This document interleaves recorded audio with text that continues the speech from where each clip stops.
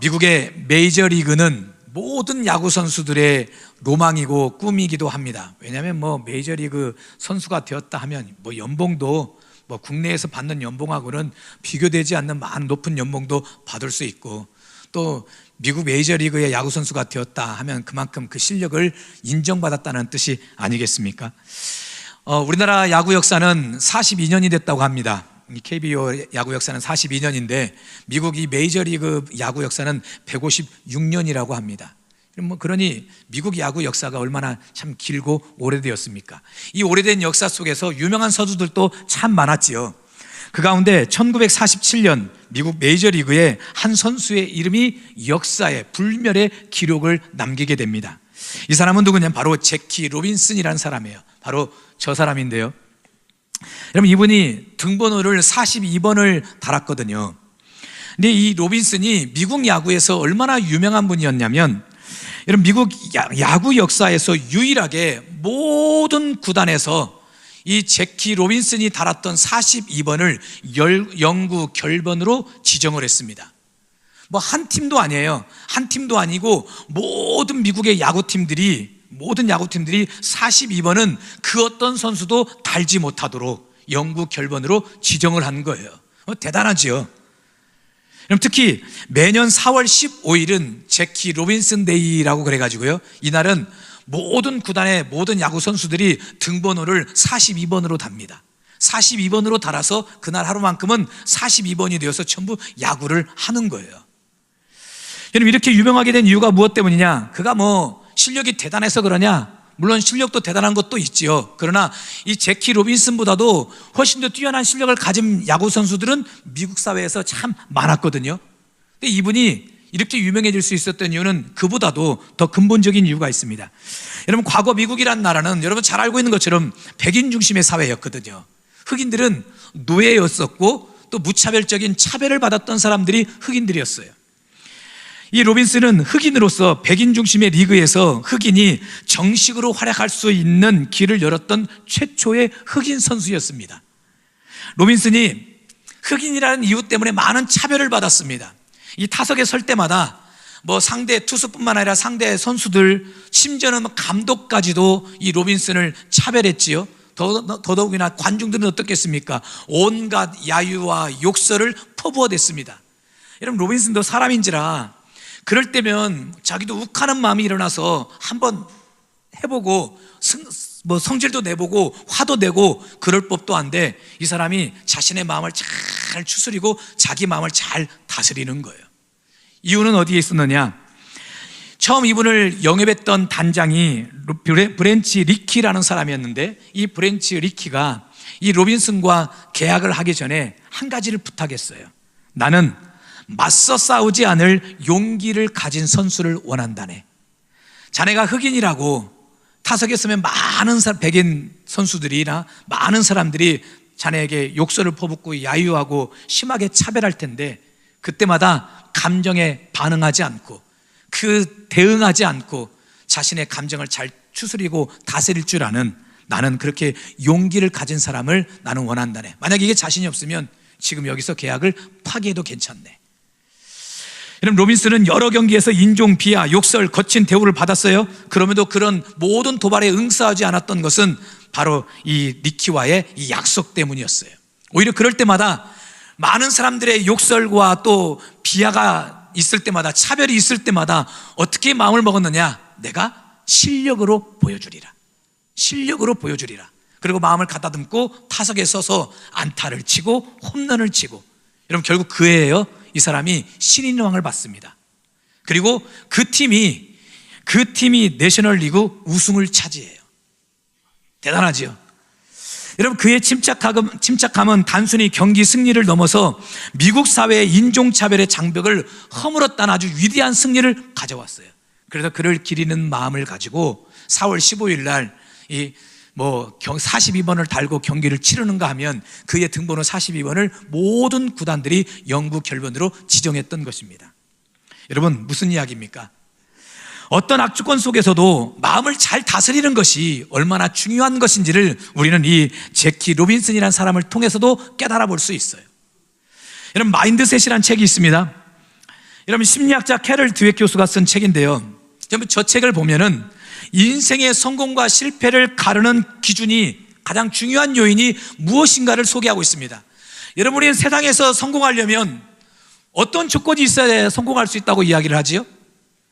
뭐 돈을 많이 가지든지, 아니면 좋은 대학을 나와서 지식을 많이 쌓든지, 뭔가 아니면 뭐 우리 부모님이 대단한 백을 가지고 있든지, 뭔가 우리가 많은 것을 소유하고 가지고 있어야, 또한 그렇지 않으면 재능이라도 튀어나든지, 뭐 그래야 우리는 성공할 수 있다라고 이야기를 하거든요.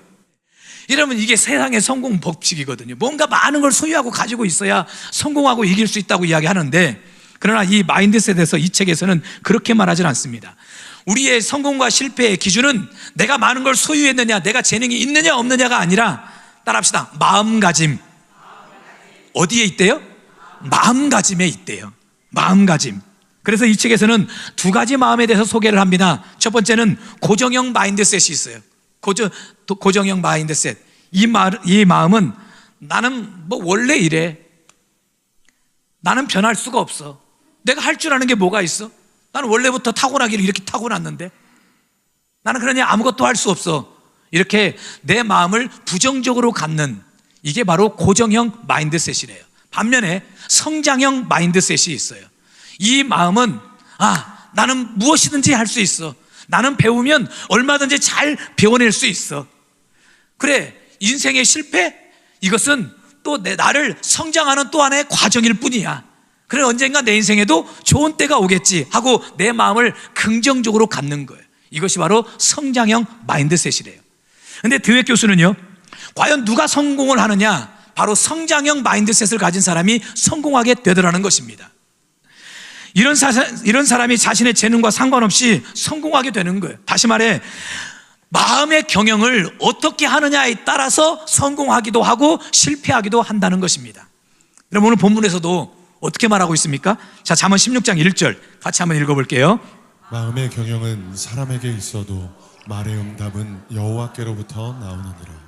여러분, 여기서 마음 경영이라는 이 말이 마음 계획, 마음가짐이라는 말로도 번역할 수 있습니다. 사람은 누구나 그 마음으로 많은 계획을 세우거든요. 근데 그 모든 결정을, 그 모든 것을 결정 지으시는 분이 누구래요? 하나님이시라는 거예요. 여러분, 여기서 첫 번째 강조점이 있어요. 인간이 어떤 계획을 세울지라도 그 모든 일을 결정하시는 분은 하나님. 그러니 하나님의 절대 결정권에 대해서 이야기를 하고 있어요. 그렇게 모든 일을 하나님이 결정하시기 때문에 우리는 하나님 앞에서 어떻게 해야 되느냐, 우리의 마음의 경영을 잘 해야 된다는 것입니다. 자, 9절에서도 이렇게 말씀하고 있습니다. 9절 같이 읽어봅니다. 사람이 마음으로 자기의 길을 계획할지라도 그의 걸음을 인도하시는 이는 여호와시니라. 사람이 아무리 마음으로 자기 길을 계획한다 할지라도 그 걸음을 인도하시는 분은 하나님이시래요. 여러분, 그러니까 여기서 두 가지를 강조하고 있지요. 먼저는 우리 삶의 모든 걸음걸음을 인도하시는 분이 하나님이시다. 그러기에 그 하나님 앞에서 우리의 마음 경영, 우리의 마인드셋을 잘 해야 된다는 것입니다. 그리고 마음 경영을 잘하기 위해서 우리가 노력을 하고 애를 써야 되는 거예요. 어떤 한 학생이요, 선생님께 상담을 했습니다. 선생님, 저에게는 꿈이 있습니다. 아, 그래? 너의 꿈이 무엇인데? 예, 저는요, 재벌 2세가 되는 게 꿈입니다. 그래, 참 대단한 꿈을 갖고 있구나. 그런데 문제가 있니? 예, 저희 아빠가 노력을 안 하세요. 이해를 못 하시는군요. 여러분, 아빠만 재벌이 되기 위해서 노력을 해야 되느냐? 그렇지 않지요. 우리의 마음 경영을 잘 하기 위해서도 노력을 해야 된다는 거예요. 자, 그렇다면 우리가 어떻게 우리의 마음 경영을 잘 할 수 있느냐, 이것입니다. 마음 중요하다는 얘기 제가 우리 성도들한테 수없이 설교 많이 했습니다. 그러니 마음이 중요하다는 것 여러분 잘 알고 계실 거예요.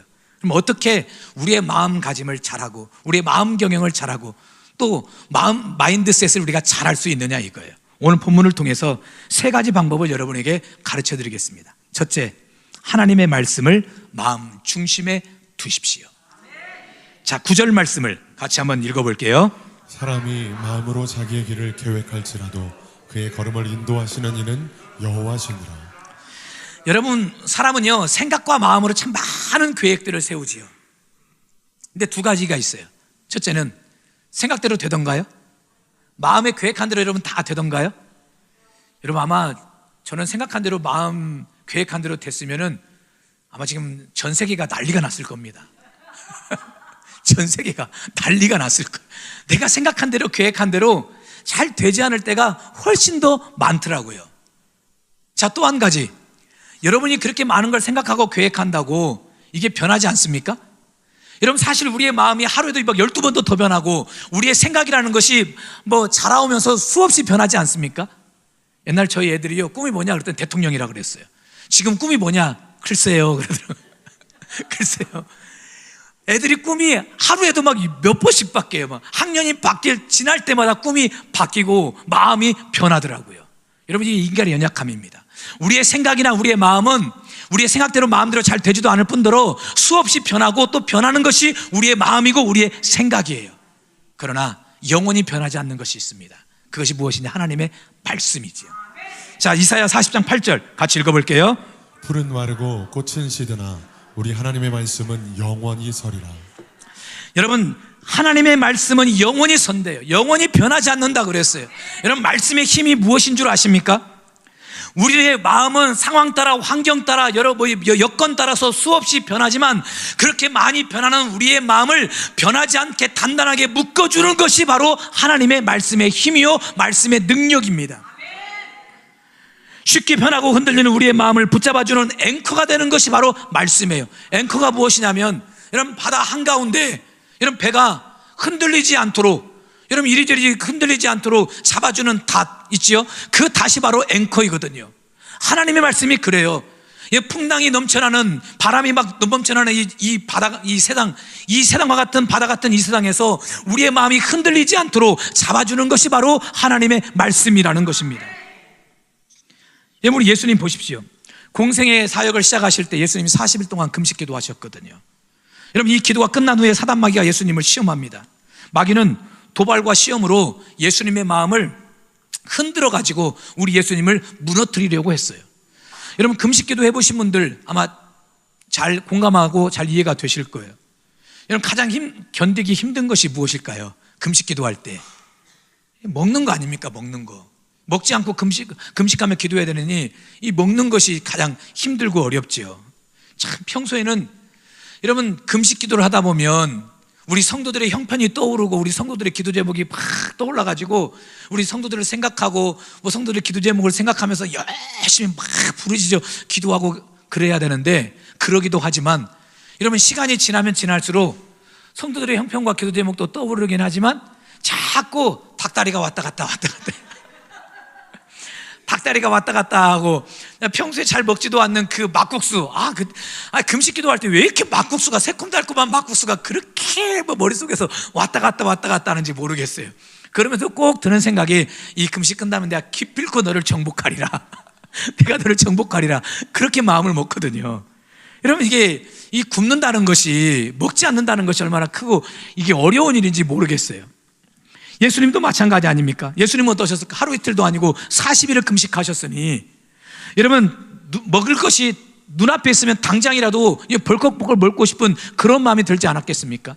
그런데 그는 우리 예수님께 사단마귀가 찾아와서 첫 번째 한 시험이 무엇입니까? 이 돌덩이를 떡덩이로 만들어 보라는 거예요. 먹을 것으로 만들어 보라. 그렇잖아도 자꾸 이것저것 먹을 것만 생각나는데 돌을 떡으로 만들어 봐라? 이게 얼마나 큰 시험이겠습니까? 이뿐입니까? 성전 높은 꼭대기에 세우더니 너 뛰어내려봐라. 그러면 천군 천사들이 너의 발이 이 땅에 닿지 않도록 지켜줄 것 아니겠느니, 또 온 천하와 만국을 다 보여주면서 너 나한테 한 번만 절해봐라. 그럼 내가 이 온 천하와 만국과 영광을 다 너에게 주지 않겠느냐. 이런 시험 앞에서 우리 예수님이 이 시험을 어떻게 이겼느냐. 자, 마태복음 4장 4절 같이 한번 읽어보겠습니다. 예수께서 대답하여 이르시되 기록되었으되 사람이 떡으로만 살 것이 아니요 하나님의 입으로부터 나오는 모든 말씀으로 살 것이라. 자, 7절 말씀도 봅니다. 예수께서 이르시되 또 기록되었으되 주 너의 하나님을 시험하지 말라 하였느니라 하시니. 이런 반복된 표현이 무엇입니까? 기록되었으되. 여러분, 예수님께서 사단의 모든 유혹을 무엇으로 이기느냐? 말씀으로 이기셨다는 거예요. 말씀으로, 마음을 말씀으로 경영한 결과 어떻게 됩니까? 사단 마귀가 나중에 떠나갔어요. 여러분, 이것이 바로 말씀의 힘이에요. 이것이 바로 말씀의 능력이에요. 오늘 저와 여러분들이 우리의 마음의 경영을 하나님의 말씀으로 하면 하나님의 말씀을 가득 채우는 것으로 마음 경영을 잘하면 우리 마음에서 모든 어둠이 떠나가게 될 줄 믿습니다. 사단마귀가 떠나가게 될 줄 믿습니다. 여러분, 다윗도 마찬가지 아닙니까? 다윗의 인생에 얼마나 많은 고통과 어려움과 아픔이 있었습니까? 여러분, 다윗이 사울왕을 피해 쫓겨다녔던 도망자의 삶을 10년 넘게 살았어요. 여러분, 말이 10년이지요 10년 넘게 도망자의 삶을 산다? 여러분, 하루하루가 얼마나 긴장이겠어요. 불안하지요. 잠을 제대로 잘 수나 있었겠습니까? 그런데 그런 다윗이 시편에서 수없이 고백했던 것이 무엇이냐면, 나는 안전하다, 나는 태연하다, 나는 안연하다, 그가 내 생명을 구하셨으니 나는 평안하게 되었다. 이런 고백을 다윗이 끊임없이 하고 있거든요. 이렇게 고백할 수 있었던 비결이 무엇 때문이었느냐? 자, 시편 56편 10절 같이 읽어봅니다. 내가 하나님을 의지하여 그의 말씀을 찬송하며 여호와를 의지하여 그의 말씀을 찬송하리이다. 자, 시편 63편 6절도 봅니다. 내가 나의 침상에서 주를 기억하며 새벽에 주의 말씀을 작은 소리로 읊조릴 때에 하오리니. 다윗이 무엇을 붙들었어요? 말씀을 붙들었어요. 그가 어떤 상황과 형편과 처지에 있더라도 그의 마음을 하나님의 말씀으로 채웠어요. 오히려 힘들면 힘들수록 더 그는 말씀을 읊조리면서 그 말씀을 마음에 되뇌이면서 하나님의 말씀을 붙들었어요. 여러분, 그렇게 된 결과, 말씀을 붙들었던 결과, 나는 평안하다, 나는 행복하다, 나는 기쁘다, 나 괜찮다, 이런 고백이 나타나게 되었던 것입니다. 여러분도 잘 아는 스티븐 콥이라는 사람이 쓴 성공하는 사람들의 7가지 습관, 저 책은 워낙에 유명한 책이라 여러분 중에 아마 많이 읽어보셨을 겁니다. 여러분, 이 책에서 콥이는요, 성공하는 사람들은 원칙 중심의 삶을 살았다고 이야기를 해요. 환경 따라, 기분 따라, 상황 따라 변하는 것이 아니라 자신들만이 가진 한 가지 원칙을 정해뒀어요. 그리고 그 원칙에서 그 원칙을 기준 삼고 여기에서 벗어나지 않으려고 애를 썼다는 거예요. 그렇다면 우리 성도들에게 있어서 원칙이 과연 무엇일까요? 우리의 인생의 원칙이 과연 무엇일까요? 하나님의 말씀인 줄 믿습니다. 하나님의 말씀이 우리의 삶의 원칙이 되어야 돼요. 기준이 되는 것입니다. 그리고 그 말씀을 우리의 마음 중심에 둘 때 우리의 마음이 요동함이 없어요. 흔들림이 없어요. 그렇게 마음 경영을 잘하게 되는 거예요. 오늘 하나님의 말씀을 여러분의 마음에 채우십시오. 하나님의 말씀을 여러분의 마음에 채우는 것으로 마음 경영 잘해서 복을 받는 귀한 성도들이 되시길 주님의 이름으로 축원합니다. 아멘. 내 삶에 들어온 주님의 말씀이 내게 빛이 되시니 내 삶의 어두운 절망 가운데 소망 보게 하시네. 내 삶에 들어온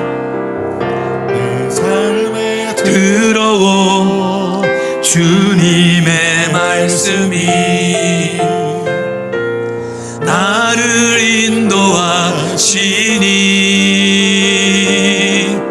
내 삶의 막막한 문제 가운데 주 뜻 보게 하시네. 말씀이 내게 역사하기를, 말씀이 내게 살아있기를, 하나님 말씀을 듣겠나이다. 주님의 음성을 듣겠나. 말씀이 내게 역사되길 원합니다. 아멘. 말씀이 내게 역사하기를, 말씀이 내게 살아있기를,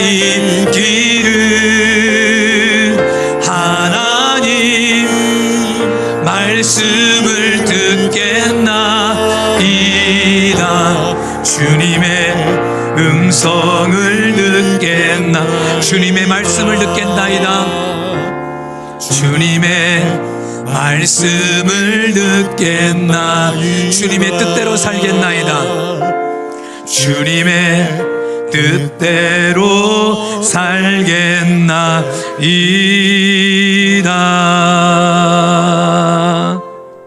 두 번째, 어떻게 우리의 마음의 경영을 잘할 수 있을까요? 모든 행사를 하나님께 맡겨야 됩니다. 우리 3절 말씀을 같이 한번 읽어볼게요. 너의 행사를 여호와께 맡기라. 그리하면 내가 경영하는 것이 이루어지리라. 여러분, 여기서 행사라는 말이 히브리 말로 마하세카라는 말인데요, 이게 복수형으로 되어 있어요. 여러분, 이 말의 뜻이 뭐냐면 우리의 바깥일 뿐만 아니라 생각의 방향과 흐름까지 포함하고 있는 말이에요. 그러므로 행사를 맡기라라는 뜻은 우리의 모든 일뿐만 아니라 우리의 모든 사역, 우리의 계획, 심지어 우리의 생각의 방향, 또 우리의 마음의 감정의 흐름까지도 하나님께 다 어떻게 하라는 거예요? 맡기라는 거예요. 우리는 행사를 지금까지 일로서만 해석을 했거든요. 내가 하는 일들, 그래도 뭐 내 사업이라든지 직장이라든지 뭐 학생이면 공부라든지, 그리고 뭐 아직 결혼 안 한 처녀 총각들은 결혼하는 문제라든지, 이런 것들을 우리는 행사라고 생각을 해왔어요. 그러나 여러분, 이 마세카라는 말은 그것뿐만 아니라 심지어는 우리의 어떤 영역까지요? 우리 마음의 영역까지도, 우리의 생각의 모든 영역까지도 다 포함하고 있는 말이에요. 이 모든 것들을 하나님께 어떻게 하래요? 맡기라는 거예요. 이런 맡기라는 말이 칼날이라는 말인데요, 이 뜻이 굴리다, 옮기다, 던지다라는 뜻을 가지고 있어요. 그러니까 내가 생각한 계획, 결정까지도 때로는 하나님께 던지라는 거예요. 그리고 하나님께 굴려버리라는 것입니다. 여러분, 우리말 성경이 이 맡기라라고 이 번역이 되어 있어가지고 우리 한국교회 성도들은요, 예배를 드리고 말씀을 드릴 때는 모든 염려와 근심, 걱정들을 잘 맡긴다는 겁니다. 그런데 언제 다시 도로 찾아가느냐? 예배 끝나고 저 성전문을 나갈 때 도로 다시 찾아간대요. 염려도 찾아가고 걱정도 찾아가고 근심도 찾아가고. 그래서 왜 찾아가느냐고 물어봤더니 이렇게 대답해요. 주님께서 맡기라고 했기 때문에 잠깐 맡겼다가 찾아가는 것이라고. 여러분, 이것이 맡기는 겁니까? 이건 맡기는 것이 아니에요. 여러분, 성경은 뭐라고 말하느냐? 우리 인생의 모든 행사의 문제를 하나님께 굴려버리래요. 십자가 밑에 내어 던져놓으라는 겁니다. 여러분, 이것이 바로 하나님께 맡기는 것이래요. 여러분, 그렇게 하나님께 모든 행사를 굴리고 던져버렸으면 다시는 걱정할 필요가 없지요. 염려할 필요가 없지요. 더 나아가서 주님께 모든 행사를 던지고 맡기면 주님이 알아서 형통하게 해주신대요. 오늘 말씀해 보니까 주님이 알아서 너의 경영하는 것을 이루어 주신대요. 자, 3절을 다시 한번 읽어볼게요. 시작. 너의 행사를 여호와께 맡기라. 그리하면 내가 경영하는 것이 이루어지리라. 여러분, 여기서 이루어진다라는 이 말이 원문에 보니까요, 수동태 미완료형으로 되어 있어요. 참 기가 막힌 표현입니다. 여러분, 우리가 우리의 인생의 모든 행사를, 심지어 우리의 마음의 영역까지도, 우리의 생각과 우리의 마음의 모든 흐름까지도 하나님께 다 맡기고 주님께 다 던지고 주님께 굴리고 십자가 밑에 내어놓으면 하나님이 이 모든 문제를 해결해 주시는데, 한 번만 해결해 주시고 끝내는 것이 아니라 지속적으로 반복적으로 계속해서 해결해 주신다는 거예요. 할렐루야. 이게 바로 이루어 주신다는 뜻이에요. 여러분, 그러니 맡겨야 되겠습니까? 안 맡겨야 되겠습니까? 잘 알면서 왜 예배를 끝나고 다시 도로 찾아가시는지 모르겠어요. 여러분, 그러므로 살면서 좀 내 인생이 좀 막힌다고, 때로는 좀 막혔다고 여러분 염려하지 마십시오. 내일 일이 어떻게 될지 불안해하지도 마십시오. 내일을 아는 사람이 아무도 없지요. 그러니 두렵고 또 절망스럽고 그럴 수 있겠지요. 불안하겠지요. 그러나 내일 일도 어떻게 될 것이라고 그것 때문에 너무 불안해하지도 마십시오. 오히려 그럴수록 하나님께 우리의 모든 행사까지도 맡기시길 바랍니다. 십자가 밑에 던지시고 주님 앞에 모든 인생의 행사를 굴려보내시길 바랍니다.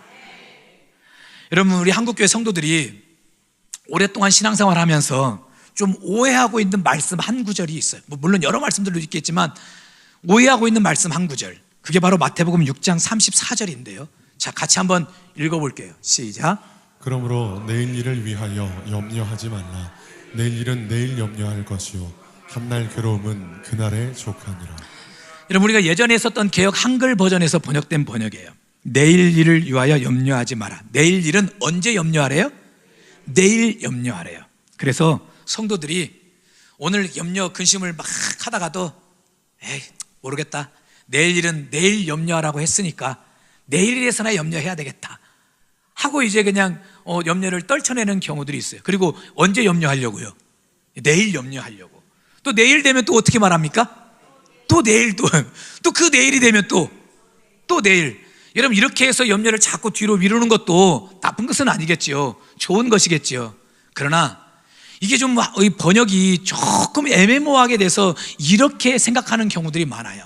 근데 지금 우리가 가지고 있는 우리 개역개정판은 올바로 번역을 했어요. 우리 개역개정판으로 한번 같이 읽어볼게요. 시작. 그러므로 내일 일을 위하여 염려하지 말라. 내일 일은 내일이 염려할 것이요 한날의 괴로움은 그날로 족하니라. 자, 내일 일은 내일 염려하지 마라 이렇게 말한 것이 아니라 내일 일은 무엇이? 내일이 염려하게 해라. 여러분, 지금 어떤 말이 들어가 있지요? 이라는 단어가 하나 들어가 있지요. 그 이전 번역과 지금 번역이 이라는, 그 이전에서는 내일 염려해라 그랬지만 이거는 내일이 염려하게 해라. 여러분, 내일 염려하라고 해서 내일 염려해야지 이러라는 것이 아닙니다. 오늘 해야 되는 염려, 근심, 걱정을 내일로 미루라는 말이 아니에요. 내일 일은 내일이 염려하게 해라. 이 말이 무슨 뜻이냐면, 여러분, 내일의 주인이 누구입니까? 하나님이세요. 여러분, 내일 어떤 일이 있을지 아십니까? 여러분이 10년 후를 아십니까? 알면 좀 저에게 좀 데려와 주십시오. 여러분, 우리는 내일을 알 수가 없어요. 내일의 주인, 우리의 앞날의 주인은 누구이시냐? 하나님이시거든요. 여러분, 아무리 예언자들이 있고 아무리 미래학자들도 있지만 그들도 다 틀리거든요. 잘못된 미래를 예견할 때도 많이 있거든요. 여러분, 인간은 연약해서 내일 일을 알 수가 없어요. 내일의 주인은 누구냐? 바로 하나님이시거든요. 그러니 오늘 염려하지 말아라, 내일이 염려하게 해라 라는 것은 내일의 모든 것을 하나님, 내일의 주인 되신 하나님께 인생의 모든 문제를 맡기라는 얘기예요. 우리의 염려도, 우리의 걱정도, 우리의 근심도 내일의 주인 되신, 우리 앞날의 주인 되신 하나님께 맡기라는 얘기예요. 여러분, 이런 사람에게 마음의 걱정이 있을까요? 여러분, 두려움이 있을까요? 여러분, 불안이 있겠습니까? 여러분, 이처럼 우리가 바깥일 뿐만 아니라 우리의 계획, 사역, 마음의 흐름과 감정까지 다 포함하고 있는 모든 행사를 하나님께 맡기시길 바랍니다. 하나님께 모든 행사를 던지고 굴려버리는 것이 바로 마음 경영을 잘하는 것이에요. 그러면 하나님께 던지고 굴려버리는 행위가 과연 무엇일까요? 방법이 무엇입니까? 따라합시다. 기도. 하나님께 맡기는 방법이 기도예요. 하나님께 우리 인생의 모든 행사를 굴려보내고 십자가 밑에 인생의 모든 행사를 던져놓는 것이 바로 기도이거든요. 여러분, 제가 한나에 대한 예를 자주 인용하는데요, 한나가 자식이 없다는 이유로 얼마나 가슴 아픈 세월을 보냈습니까? 믿음도 없는 분인나는 자식도 그냥 어떻게 낳는다고 봐야 돼요? 그냥 순풍순풍 이게 잘 나와요. 하면 애가 태어나고, 하면 애가 태어나고, 이렇게 자식도 잘 낳는데 하나는 그렇게 노력하고 애를 쓰는데도 자식을 낳지 못하는 거예요. 여러분, 어느 때 세상을 살다 보면 좀 억울할 때가 있어요. 악인들은 왜 그렇게 형통한지 모르겠어요. 그냥 그들은 그냥 잘 되는 것 같아요. 그러나 믿음대로 살려고 말씀대로 사는 우리들의 삶에는 오히려 인생이 더 꼬여갈 때가 참 많아요. 그리고 억울한 마음이 들 때도 참 많이 했는데, 여러분, 한나가 그런 것 아닙니까? 이 일로 인해서 분인나가 한나를 얼마나 괴롭혔는지 성경에 보니까 한나의 마음이 괴로웠다라고 말했어요. 마음 같아서는요, 당장이라도 찾아가서 저 그냥 분인나를 팍 요절내고 싶은데 참 그러지도 못하고, 이때 우리 한나가 어떻게 하느냐? 자, 사무엘상 1장 10절 같이 읽어볼게요. 한나가 마음이 괴로워서 여호와께 기도하고 통곡하며 서원하여 이르되. 하나님께 통곡의 기도를 드리죠. 얼마나 간절한 마음으로 기도했는지 엘리 제사장이 와서 보니까 이 여자 얼굴이 막 펄겋게 돼 있는, 달아오른 거예요. 그래서 술에 취한 줄 알고 뭐라고 말하느냐? 여자여, 이 언제까지 그 술을 마시겠느냐? 이 독주를 좀 끊어라, 술을 좀 끊어라, 이렇게 말을 해요.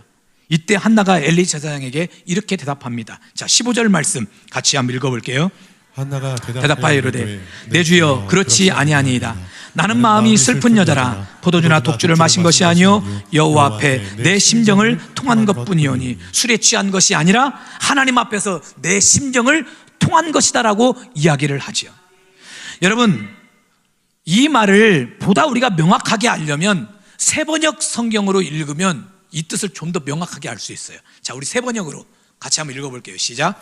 한나가 대답하였다. 제사장님, 저는 술에 취한 것이 아닙니다. 포도주나 독한 술을 마신 것이 아닙니다. 다만 슬픈 마음을 가눌 길이 없어서 저의 마음을 주님 앞에 쏟아 놓았을 뿐입니다. 저의 마음을 주님 앞에 뭐 했을 뿐입니다? 쏟아 놓았을 뿐입니다.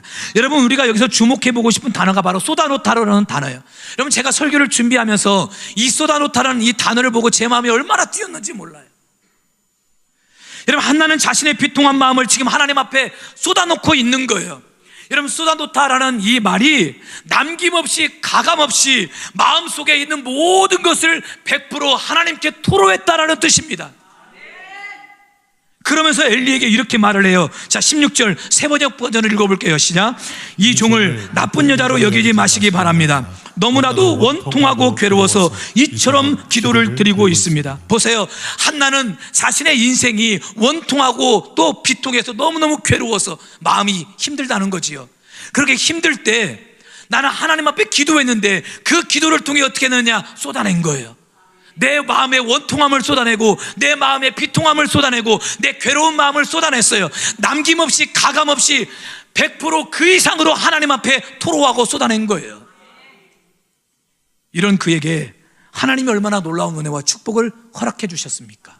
사무엘이라는 아들을 허락해 주시고 그 아들이 민족을 세우고 살리는 위대한 아들이 되지 않았습니까? 여러분, 이것이 바로 마음 경영을 잘하는 방법인 줄 믿습니다. 여러분의 인생의 모든 행사를 하나님께 맡기십시오. 우리가 하는 일뿐만 아니라 우리의 생각, 우리의 또 마음의 모든 방향까지도 하나님께 맡기십시오. 그것이 무엇입니까? 쏟아내는 기도, 하나님께 쏟아내는 기도, 남김없이 가감없이 그냥 있는 모든 것을, 마음속에 있는 모든 걸 100% 다 쏟아내는 기도. 그 기도가 바로 마음 경영을 잘하는 거예요.